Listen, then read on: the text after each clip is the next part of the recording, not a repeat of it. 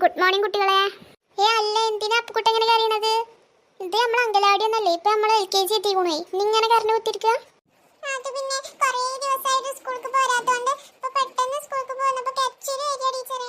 അതൊക്കെ ഉണ്ടാവും അപ്പുക്കുട്ട, അത് കുറച്ച് ദിവസം കഴിഞ്ഞാൽ മാറൂട്ടോ. കരയാതിരുന്നേ, ഇന്ന് ഫസ്റ്റത്തെ ദിവസമല്ലേ, ഇന്ന് ആരും കരയരുത് കേട്ടോ. ഇന്ന് ഫസ്റ്റത്തെ ദിവസം ആവണ്ടേ, മുട്ടായി ഒക്കെ ഉണ്ടാവും കേട്ടോ, അതുകൊണ്ട് കരയാതിരുന്നേ. അങ്കലവാടിത്തെ പോലെ തന്നെ LKGയിൽ എത്തിയിട്ടും ഓരോ കുസൃതിക്കൊന്നും ഒരു കുറവുമില്ല. ആ തരാലോ അപ്പുക്കുട്ട, മുട്ടായി ഒക്കെ തരാട്ടോ.